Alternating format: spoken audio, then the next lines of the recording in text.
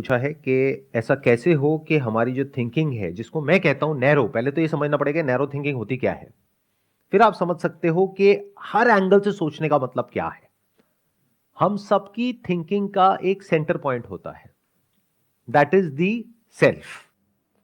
जब तक आपकी थिंकिंग का सेंटर पॉइंट है मैं, मेरा, मेरे, इसमें क्या क्या आ गया? आपका जो अपना कॉन्सेप्ट है मैं का, वो आ गया। मेरा, ये मेरा है, वो मेरा नहीं है। चीजें आ गई, मेरे, लोग आ गए। तो हमारी थिंकिंग इसी दायरे के अंदर गोल गोल घूमती है। हमारे जितने भी बायसेस हैं वो सब इसी से रिलेटेड हैं। जो मेरे लिए कन्वीनियंट है उसको मैं सही कहता हूं, जो मेरे लिए बेनिफिशियल नहीं है या इनकन्वीनियंट है या मेरे कंफर्ट जोन से बाहर है उस सबको मैं गलत कहता हूं। तो हमारी थिंकिंग बस इस मी से ही शुरू होती है और मी पे ही खत्म हो जाती है। सो ये जो हमारा मैं का दायरा है, इस दायरे के थ्रू हम इस दुनिया को देखते हैं, समझते हैं, इंटरप्रेट करते हैं, और ये बहुत ही बायस्ड है।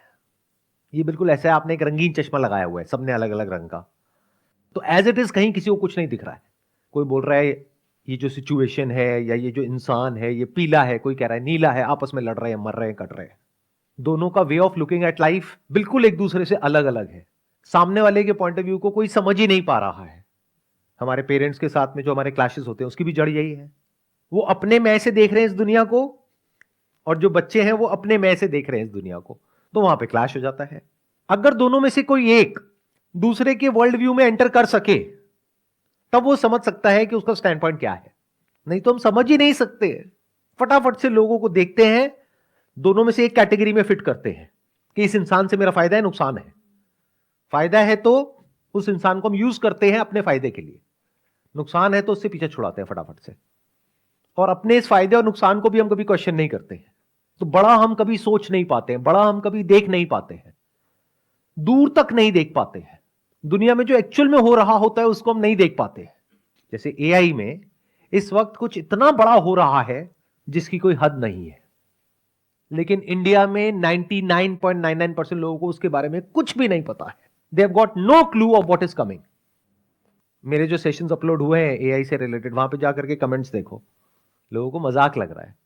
तो हो रहा है कुछ बहुत बड़े लेवल पर। जो सिलिकॉन वैली में स्टार्टअप्स हैं एआई बेस्ड, उनको फंडिंग मिल रही है, एक के बाद एक कंपनीज आ रही हैं, एक के बाद एक प्रोडक्ट्स आ रहे हैं। जैसे पहले एक प्रोडक्ट डेवलप होता था और लॉन्च होता था कुछ साल बाद, फिर उसमें से कुछ चलते थे कुछ नहीं चलते थे। आज कुछ दिनों में लोग लॉन्च कर पा रहे हैं, क्योंकि जो बेसिक इंफ्रा चाहिए होता है मशीन लर्निंग के लिए वो सब रेडी है। उसके ऊपर आप कुछ भी बिल्ड कर दो। एक ने चैट जीपीटी निकाला, एक ने उसी का ऑटो जीपीटी निकाल दिया। तो ये सब क्या है हमें पता ही नहीं है। क्यों? क्योंकि हम अपनी प्रॉब्लम्स में बिजी हैं।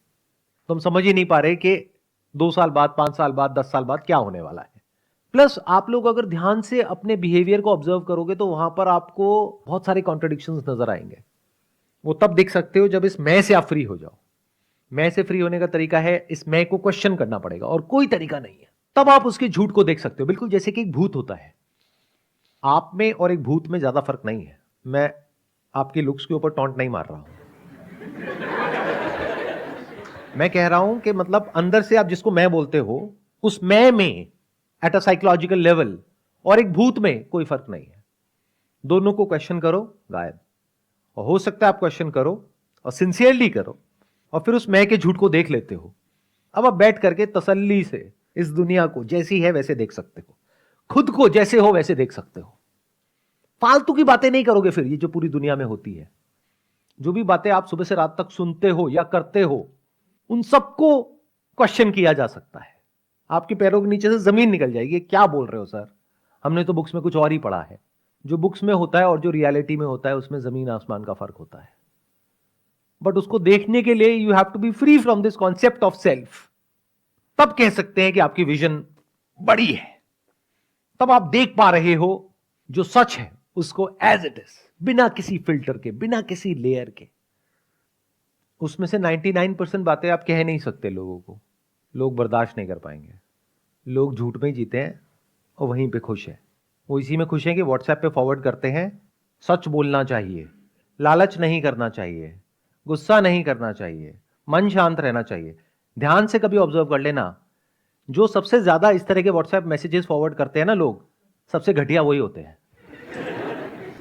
किसी को बोलना पड़ रहा है कि मैं बहुत ईमानदार हूं, मैं बहुत अच्छा हूं, किसको बोलना पड़ रहा है?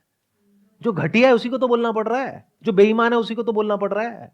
जो एक्चुअल में ईमानदार होगा वो कभी कहेगा, for example you are a male, तो आप जा करके कहोगे कि मैं आदमी हूं, मैं आदमी हूं, मैं आदमी हूं। तो कभी पागल है क्या? समझ गए? सबसे इनसिक्योर वही लोग होते हैं सर मेरे हिसाब से।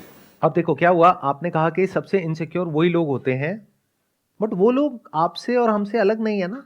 जी आप ही तो वो लोग हो। मतलब यही तो गड़बड़ हो जाती है। हम खुद को हमेशा बचा करके रखते हैं, इसी को नैरो विजन बोलते हैं। हम क्या करते हैं, सोशल मीडिया पे गए, अपनी पूरी भड़ास निकाल दी किसी भी इंसान के ऊपर, तो इतनी घटिया हरकत कैसे कर सकता है, और खुद हम अंदर से ऐसे ही है।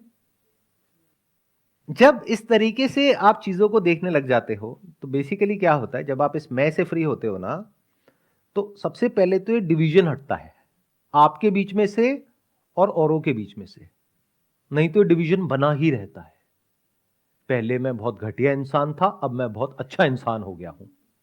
अच्छा, सच में आपके अंदर जो चलता है ना सुबह से रात तक आपकी ब्रेन के अंदर, अगर वो टेलीविजन के ऊपर टेलीकास्ट कर दिया जाए ना, अगले दिन किसी को मुंह दिखाने के लायक नहीं रहोगे। लेकिन मैं तो बहुत अच्छा इंसान हूं। जब आप मैं से फ्री होते हो तो आप देख लेते हो कि जो पूरी ह्यूमैनिटी है, जिसकी तरफ मैं उंगली करता रहता हूं, जिसके बारे में मैं उल्टा सीधा बोलता रहता हूं, तो अपने अंदर आप झांक करके देखते हो, आपके अंदर कुछ बुरे से बुरा भी है, अच्छे से अच्छा भी है, सब कुछ है।